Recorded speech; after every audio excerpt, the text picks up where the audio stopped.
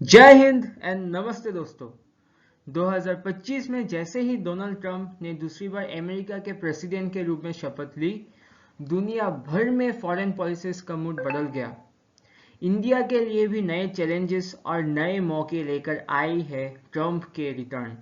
आज के इस वीडियो में हम समझेंगे कि कैसे ट्रेड, डिफेंस, टेक्नोलॉजी, इमिग्रेशन और डिप्लोमेसी के एरियाज में इंडिया यूएसए के रिश्ते नए दौर में कदम रख चुके हैं।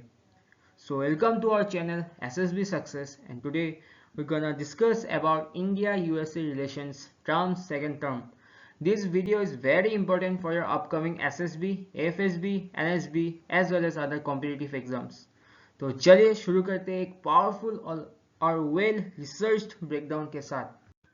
This is our first point, trade and tariff dynamics.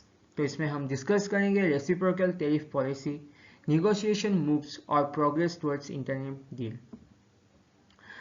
Donald Trump के 2025 में वापस आते ही उन्होंने एक बार फिर अपनी अमेरिका फर्स्ट पॉलिसी को एक्टिवेट कर दिया।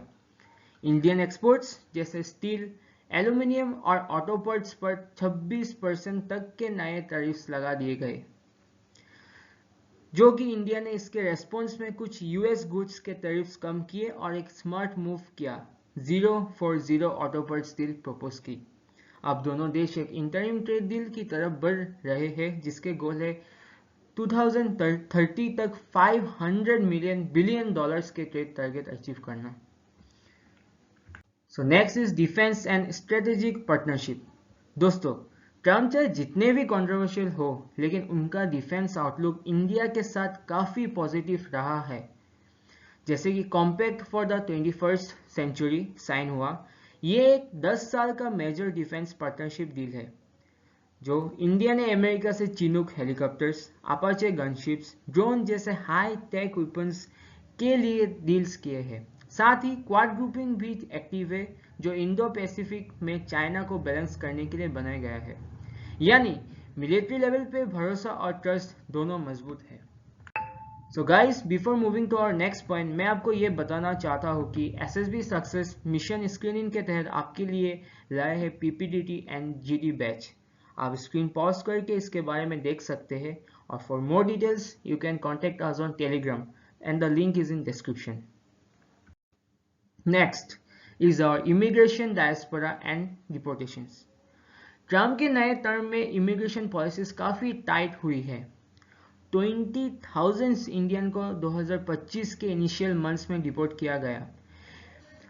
लेकिन इंटरेस्टिंग बात यह है कि H-1B वीजा और स्टूडेंट वीजा प्रोग्राम्स अभी ओपन है और नए यूएस कॉन्सुलेट्स जो कि अहमदाबाद और बेंगलुरु में ओपन हुए हैं, इससे लीगल पाथवेज के लिए प्रोसेस और फास्ट हुआ है।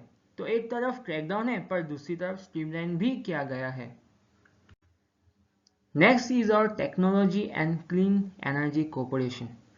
ट्रम्प का क्लाइमेट पॉलिसी पे फोकस कम है, लेकिन प्राइवेट टेक और एनर्जी सेक्टर में दोनों देशों का पार्टनरशिप स्ट्रॉन्ग बना हुआ है। जैसे कि सेमीकंडक्टर जैसे इमर्जिंग एरियाज में कोऑपरेशन जारी है।